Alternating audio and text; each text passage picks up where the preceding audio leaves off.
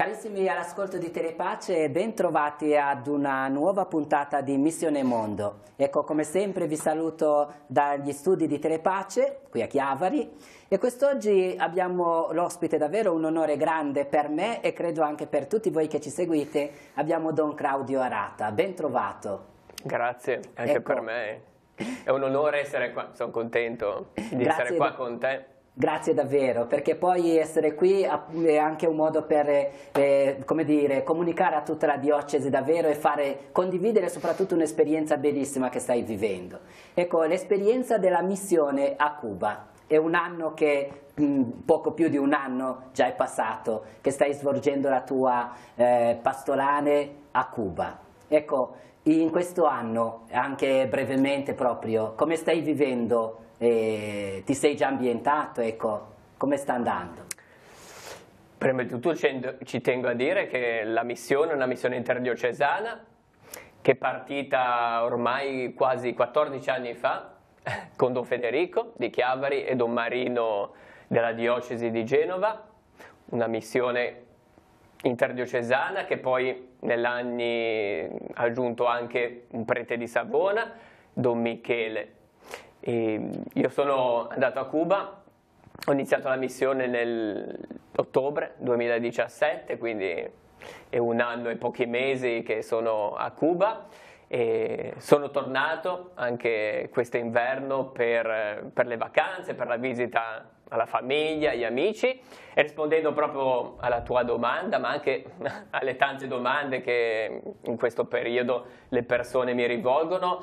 Sono contento della missione a Cuba, in una chiesa diversa rispetto alla nostra, in un ambiente, in uno stato, in un paese, in un continente diverso che è il continente americano, Centro America e in particolare i Caraibi. Un'esperienza, come dico sempre, che è vero che noi missionari, come anche i preti comunque qua da noi, diamo tanto, spendiamo tanto di risorse, di energie, poi ci sarà il tempo anche di vedere in che modo, però mi sento di dire che in questo anno, poco più di un anno, ho ricevuto anche molto. Come dice il Vangelo, si dà, ma poi ritorna molto, si riceve anche molto da questa esperienza missionaria. Ecco, hai già sottolineato la cosa, una chiesa, un ambiente, un luogo diverso. E questo soprattutto penso davvero dove mi accennavi prima, dove stai respirando una dimensione proprio di universalità della Chiesa, anche per le persone che ci sono. Ecco, mi pare di capire che non sei solo come missionario lì.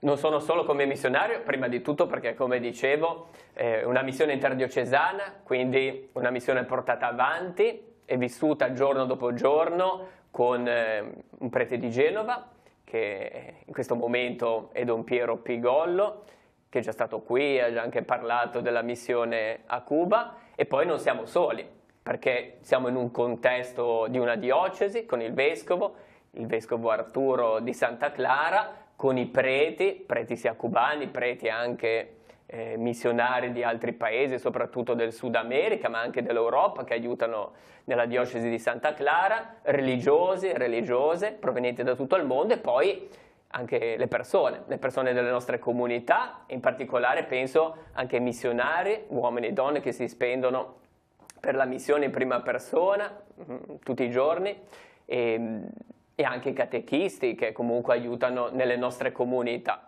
Ecco, dicevamo appunto, ci dicevi, ci sono tante persone, tanti missionari che vengono dall'Europa, sì, dal Sud America e appunto dei paesi vicini, magari dove c'è un pochino più sacerdoti, perché la storia di Cuba, poi ci torneremo, diciamo che attualmente magari un pochino più di libertà, ma pochi anni fa già non si poteva vivere così liberamente la propria fede, per cui anche questo sicuramente ha condizionato un po', condiziona ancora la vita della Chiesa lì. Però ecco, nonostante questa presenza di persone che vengono da tanti luoghi, ecco, in realtà non siete tanti, visto anche le distanze e tutto. La missione la diocesi di Santa Clara, una diocesi molto grande perché comprende 2 province centrali di Cuba, una diocesi che ha più di 1 milione di persone, un territorio vastissimo perché comprende appunto 2 province. Le parrocchie sono tante, con tante poi comunità, ogni parrocchia ha anche tante proprio comunità, quindi la presenza dei sacerdoti non è grandissima, in più i preti cubani non sono tantissimi, finora le vocazioni a Cuba, in seminario, ma anche come religiose non sono proprio tanti, quindi come sempre dice anche il vescovo di Santa Clara, che noi conosciamo bene, il vescovo Arturo, lui è molto grato nei nostri confronti, nelle chiese sorelle del Sud America, così come dell'Europa, come noi, Chiavari, Genova, Savona, che vanno in soccorso, vanno in aiuto, condividendo questo spirito missionario proprio nei confronti della diocesi di Santa Clara. Lui ringrazia sempre quando ci vede, quando vede a noi stranieri che lavoriamo, che portiamo avanti la missione nelle varie comunità, parrocchie della sua diocesi. Ecco, Claudio, tu torni appunto su questa dimensione della parrocchia e comunità. Ecco, chi ci ascolta magari non so cosa intende proprio, cosa capisce dalla comunità. Quindi vuol dire che la diocesi, ossia la parrocchia, è molto vasta e poi è organizzato in diverse, cioè anche come grandezze. La parrocchia dove sei? Sì, questa è una domanda che qua in Italia, qua da noi a Chiavari spesso mi rivolgono. La diocesi è molto grande, formata da quasi una quarantina di parrocchie, però la parrocchia, sia come numero di abitanti, sia anche proprio come estensione territoriale, le parrocchie non sono come le nostre, che ogni borgo, ogni paese è anche parrocchia, perché nel corso della storia sono state fatte parrocchie. La parrocchia è molto grande ed è organizzata a livello di base da tante piccole comunità, che sono le varie località che fanno parte del territorio della parrocchia, in particolare della nostra missione interdiocesana. Noi siamo nel municipio di Santo Domingo, che è un municipio di più di 50.000 abitanti, con 2 parrocchie. La parrocchia di Santo Domingo, dove è parroco Don Piero, e io che sono parroco a Manacas. Mi viene quasi da dire così che non ci si arriva neanche alla vicinanza un po', però le comunità è come se fossero comunque altre parrocchie, se uno pensa qui, anzi ancora parrocchie ancora più grandi. Queste comunità sono praticamente piccole parrocchie. Certo. Si potrebbe quasi dire. Certo. Ecco, in questo contesto, appunto, l'organizzazione sia della pastorale, ma anche di tutte le altre attività, come avviene? Quello che facciamo io e Don Piero è proprio quello di ogni giorno visitare le varie comunità, in modo che in un mese, parlo di un mese, riusciamo almeno una volta al mese a visitare tutte le comunità, fare tutto il giro delle comunità. Ovviamente le comunità più grandi, nonché la sede parrocchiale che è Manacas, e un'altra comunità molto grande che anche la chiesa che è Cacal, per la parrocchia di Manacas, la visitiamo più volte, celebriamo più spesso l'Eucarestia, i sacramenti, però è proprio dire almeno una volta al mese visitiamo le comunità, che vuol dire visitare le persone. Quello che mi chiedono le persone, cosa vuol dire? Andare, innanzitutto ascoltare le esigenze, i bisogni, la storia di queste persone, poi con loro mettere al centro la parola di Dio, in particolare il Vangelo, ascoltare con loro il Vangelo, commentarlo, quindi celebrare la parola di Dio e a volte celebrare proprio l'Eucarestia, in ascolto del Vangelo e spezzando il pane dell'Eucarestia, che è vero, è fonte di gioia, di speranza e di fede, fa crescere la fede nelle persone come anche in noi missionari. La cosa bella è che nelle visite alle comunità siamo sempre accompagnati dai missionari del luogo, dai missionari cubani che ci accompagnano nella nostra visita alle comunità. Mi piace tanto questo fatto, appunto, veramente, che è molto bello, perché diciamo che nella comunità, nella parrocchia, ci sono proprio dei laici che sono missionari. Sì, proprio che come dire, dedicano la loro vita a questo servizio dell'annuncio, a sostenere appunto il parroco. Alcuni missionari adulti, giovani adulti, sono missionari proprio 24 ore al giorno, proprio a tempo pieno. Ci accompagnano ed è proprio bello, significativo come testimonianza nei confronti delle persone delle comunità, e poi testimonianza di fede, di chiesa, e poi anche per noi. Penso per noi missionari, per me, per Don Piero, come missionari, sacerdoti delle nostre diocesi di prima, perché fanno da punto d'unione fra le comunità, le persone, una realtà molto diversa, soprattutto all'inizio quando arriviamo, e noi che comunque arriviamo da un altro continente, con un'altra mentalità, con un altro modo di vedere, con un altro modo anche di sentire e di vivere la Chiesa. Quindi sono delle presenze significative, preziose per le persone e per noi missionari. Soprattutto appunto per le persone, perché appunto quello che ci stai dicendo, praticamente queste comunità vedono il sacerdote, il parroco, quasi una volta, alcune una volta al mese, e quindi in il resto del mese, il resto dell'anno, diciamo del mese, sono gli stessi missionari che svolgono le attività. Ecco, questo bisogna ricordarlo, perché a volte appunto quando non va il prete non vuol dire che queste comunità sono abbandonate a loro stesse, non sono visitate. Sono proprio i missionari, laici, catechisti che vanno, incontrano i bambini per il catechismo, oppure celebrano loro la liturgia della parola in ascolto del Vangelo e chiedono come va la situazione delle persone nelle comunità. Missionari laici, e non dobbiamo dimenticarci anche che ci sono anche religiosi e religiose.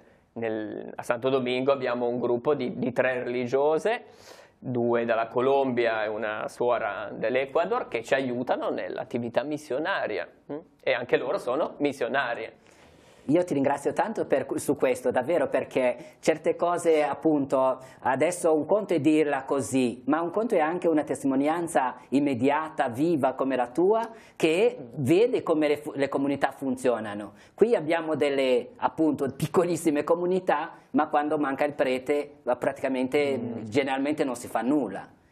Invece lì, praticamente, appunto, le comunità stanno in piedi soprattutto grazie a questi missionari laici, a questi laici che proprio si impegnano. E c'è da dire, volevo aggiungere solo che anche ogni comunità comunque ha un responsabile proprio che abita dentro la comunità, che apre la chiesa, che pulisce la cappella, oppure che apre proprio le porte della casa, perché la comunità, quando andiamo, quando vanno i missionari, o vado anch'io, si riunisce nella sua casa, la sua casa di famiglia. E questo è anche molto bello, il pregare, incontrarsi come comunità chiesa dentro una famiglia che accoglie le persone della comunità che vogliono pregare, che si riuniscono per ascoltare la parola di Dio. Ecco, Papa Francesco ci ha sempre ricordato che proprio in questi anni che abbiamo imparato anche alcuni suoi come dire, espressioni che sono importanti. Parla spesso di una chiesa in uscita. E la vostra proprio l'esperienza che stai facendo è proprio di una missione, di una chiesa, di una vita proprio di fede in uscita. Proprio, e fisicamente anche proprio. Sì, da quando sono arrivato ad ottobre, ma questo capita anche alle persone, coppie, giovani che vengono in visita nella nostra missione, di capire subito e di fare subito questa esperienza molto intensa, molto forte di una chiesa in uscita. A Cuba, anche proprio per problemi di vita concreta, mancano i trasporti, le strade sono quelle che sono, è proprio il sacerdote o i missionari ad andare, da uscire, essere una chiesa che va in missione, che esce e va a visitare le persone. Questo si sente molto, perché si esce al mattino, si esce la sera, si esce il pomeriggio proprio per andare a visitare, celebrare, ascoltare la parola, incontrare i malati, quindi anche l'esperienza della carità. Bello questo, chiesa. Davvero, di una chiesa che esce dai luoghi, diciamo, tradizionali, comune, diciamo anche le strutture di chiesa, per entrare soprattutto nella vita delle persone, nelle loro case, nella loro quotidianità. Ecco, anche di questo veramente io personalmente ti ringrazio, e penso che ci ascolta anche, è una cosa che fa piacere sentire proprio, che è una chiesa viva, che esce, che c'è possibilità, c'è un altro modo anche di vivere la nostra fede, è ancora più efficace, più bello. Ecco, dicevi appunto delle strade che sono un pochettino in alcune condizioni proprio povere, ma è anche una povertà in generale, diciamo che ci sono tante interperanze, tante cose che vi interperano anche sul piano della povertà. Ecco, quali sono le necessità più grandi, diciamo, con le quali dovete anche confrontarvi? Una necessità grande per il territorio della missione a Cuba è quello della mancanza di materiali, a volte proprio di materiali, non so, a volte si chiede di aggiustare una casa, di rimettere a posto la casa di una famiglia, mancano a volte proprio i materiali, manca il cemento, come le pietre, come i mattoni, quindi bisogna aspettare anche molto tempo. Quindi una prima cosa che si fa, una prima richiesta, però è proprio quella di dire aiutatemi a mettere a posto, ad aggiustare la mia casa, oppure costruire una casa diversa, quello che è stato fatto anche in questi anni con persone, con famiglie della nostra missione. Un altro problema molto grave a Cuba è quello della mancanza, non delle farmacie, perché in ogni posto ci sono le farmacie, però quello che c'è dentro, mancano le medicine, quindi un grosso bisogno, una grossa richiesta è proprio quella di avere medicine, quindi ci chiedono a noi di portare dall'Italia, come a volte lo chiedono ai parenti di loro famiglie cubane che vivono fuori, di prendere le medicine. Appunto, recuperare le medicine e portarle a Cuba. C'è già anche il problema a volte anche di poter procurarsi sicuramente anche questi medicinali, quando ci sono e quando uno avrebbe anche la possibilità, ecco che mancano anche i medicinali, anche questo. Mi succede, perché poi quello che ci stai dicendo mi viene in mente anche quello che vivo quando torno in Burundi e tutte queste così, che davvero, cioè, il sacerdote è chiamato a fare un po' tutto, cioè veramente ad ascoltare la vita delle persone a 360 gradi, cioè non solo l'aspetto celebrativo, sacramentale, ma anche queste dimensioni appunto del bisogno dei medicinali, della casa, ecco, e tante altre necessità sicuramente. Sì, certamente quando si va nelle comunità, certo, c'è l'ascolto della parola, la celebrazione, la preghiera, ma prima di tutto capire quali sono i problemi, le esigenze di queste persone, che a volte, forse rispetto anche qua da noi, sono molto della vita quotidiana, della vita concreta, come può essere la casa, come può essere le medicine, come può essere altri materiali legati alla salute. Che a volte la salute è anche conseguenza, a volte della vita in generale, perché io vedo ad esempio quando una persona passa tanto tempo senza mangiare e quante cose poi vengono, ecco, anche da questo punto di vista mi pare che fate tante iniziative, anche delle mense. Certo. Sì, a volte alcune malattie nascono proprio da una mancanza di corretta alimentazione, perché mancano anche proprio i prodotti alimentari. Questo anche a Cuba succede, ancora recentemente c'è stata una crisi riguardo alla farina e poi al pane, cose che accadono ancora oggi a Cuba. Un altro aspetto, sì, bello e di aiuto in prima persona per le persone che ne hanno bisogno a Cuba è proprio l'esperienza delle mense, che sono nate ormai da qualche anno. A Santo Domingo ci sono 2 mense per le persone che hanno bisogno, per i poveri, dove pranzano insieme, e anche nella parrocchia di Manacas c'è un'altra mensa per i poveri a Cascajal. O le persone, a volte succede questo, o le persone riescono ad andare nei luoghi dove c'è la mensa, dove si riuniscono le persone per mangiare, o a volte sono proprio anche qua i missionari, i volontari della mensa a portare il pranzo, cena, entonces almuerzo e comida, si direbbe a Cuba, alle persone nelle loro famiglie, nelle loro case, quindi a distribuire a casa il cibo, pranzo e cena insieme. Ecco, mi viene da chiederti, Claudio, appunto tutte queste cose, le case, la mensa e poi anche, come dire, i medicinali, tutto questo. Ecco, voi come parrocchia, come chiesa lì, e come fate ad avere questo? Ecco, anche come poi potete averle, in che modo riuscite a procurarvi questo? il grosso aiuto viene proprio dalle nostre chiese, perché questo va sempre detto, quindi dalle nostre diocesi che aiutano ogni anno la nostra missione, perché poi è vero che le spese sono tante riguardo appunto tutte le esigenze, la mensa dei poveri, così come i trasporti. I trasporti vuol dire visitare le comunità, questo è chiaro, quindi è una cosa indispensabile per poter poi andare, uscire, visitare le comunità, come anche appunto tutte le offerte che qua in diocesi persone oppure comunità ci lasciano a noi missionari per poi acquistare le medicine qua in Italia e tramite di noi farle viaggiare a Cuba, e vuol dire in prima persona distribuirle alle famiglie, alle persone che hanno chiesto i medicinali. C'è un rapporto, ecco, su questo molto bello perché è molto diretto, diretto.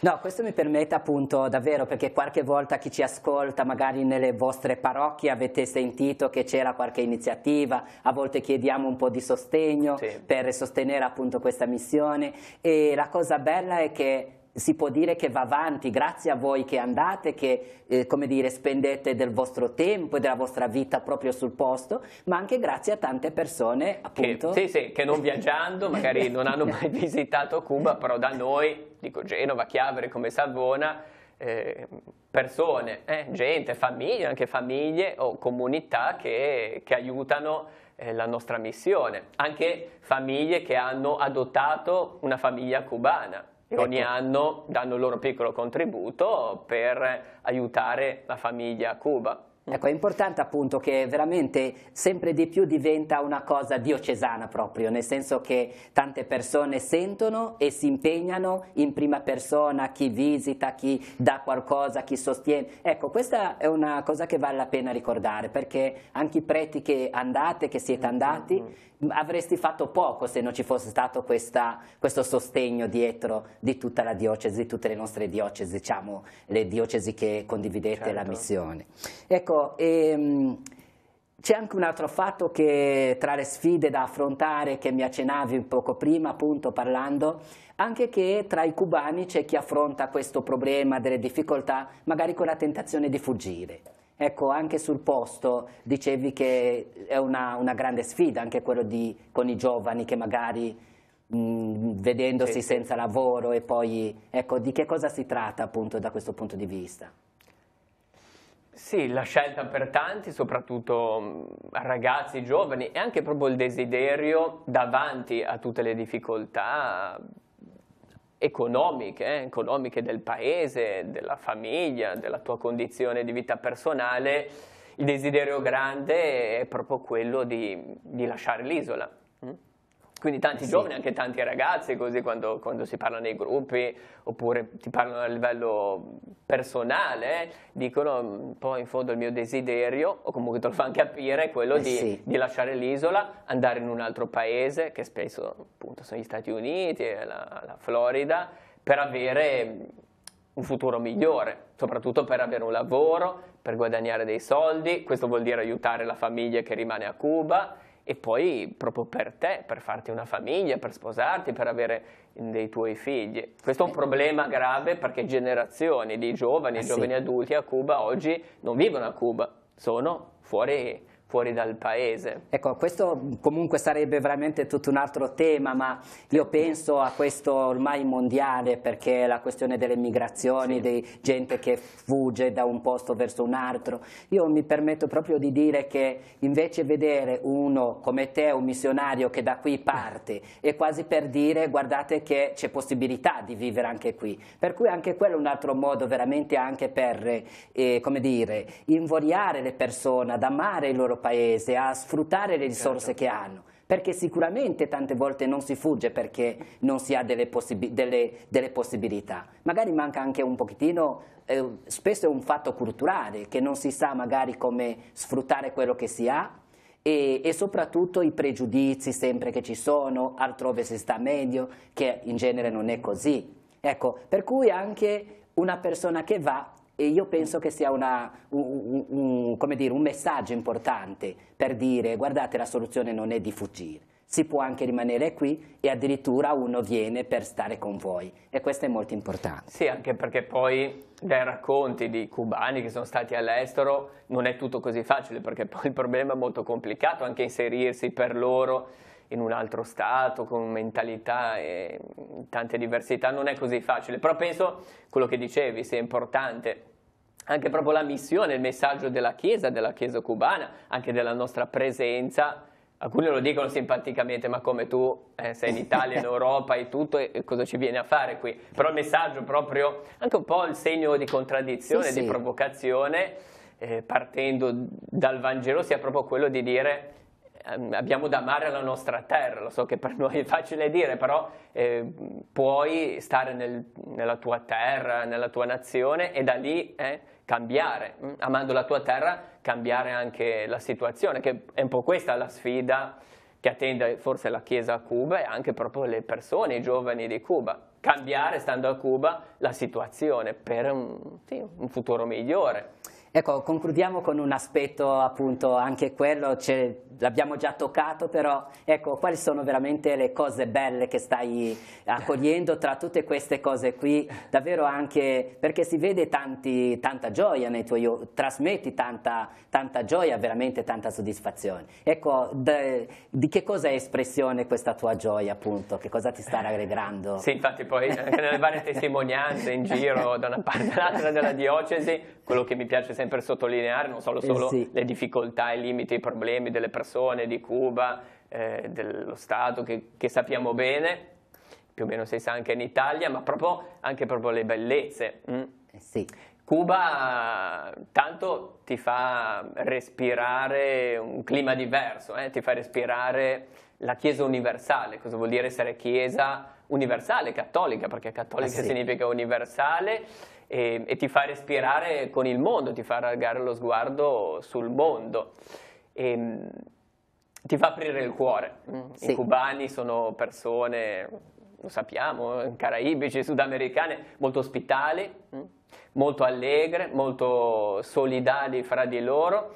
Sono persone che ti aprono quando ti conoscono, vanno in confidenza, hanno fiducia in te, perché sentono che tu hai fiducia in loro e vuoi bene a loro. Ti aprono proprio la casa. Infatti è famoso quel detto, mi casa è tu casa, quello che ti viene detto, la mia casa è anche la tua casa, padre Claudio, e ti aprono proprio anche il cuore in maniera sincera, in maniera trasparente. Questo è molto bello, dà allegria e dà gioia. E poi hanno un modo di vivere la fede, forse la fede alla Chiesa rispetto a noi, con molto più passione, con allegria, anche meno a volte, dicevo, di testa mentale, intellettuale, ma un modo di vivere la fede della Chiesa in maniera proprio spontanea e legata anche molto alle emozioni. Ecco, sì, sicuramente è una cosa che può anche sorprendere un occidentale, perché appunto qui in Europa tutto è troppo un po' razionale, troppo mentale, e poi invece si cade proprio in una dimensione dove piuttosto quasi tutto è proprio espressivo, cioè la corporeità, le immagini. Questo infatti i canti, i balli, si capisce benissimo, fuori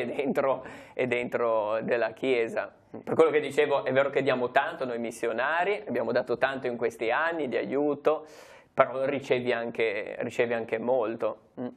Bene, allora il tempo è volato proprio, sta finendo, e non so, adesso a chi ci sta ascoltando, tanto abbiamo già detto, non so se hai un messaggio da rivolgere, un invito, ecco, proprio anche una richiesta, se c'è qualche cosa, qualche emergenza in questo momento dove dici qui abbiamo bisogno di aiuto. Ecco, ti lascio l'ultima parola proprio. Ma come mi capita di dire spesso, innanzitutto chiedo di sentire la missione interdiocesana a Cuba, non come la missione dei vescovi oppure solo dei sacerdoti, ma una missione di tutte le persone, che dà ricchezza, dà tanto a tutta la nostra diocesi, e poi di sostenere con la preghiera, con l'amicizia, non solo noi preti, missionari e tutta la missione a Cuba, e di pregare per noi, di pregare per le persone delle comunità, E certo ringraziare, come faccio spesso già in anticipo, per tutta l'aiuto, la collaborazione, la generosità davvero di tanti della nostra terra, della nostra diocesi che in maniera molto concreta, senza a volte fare tanti discorsi, ma in maniera concreta sostengono, aiutano le persone, la missione a Cuba.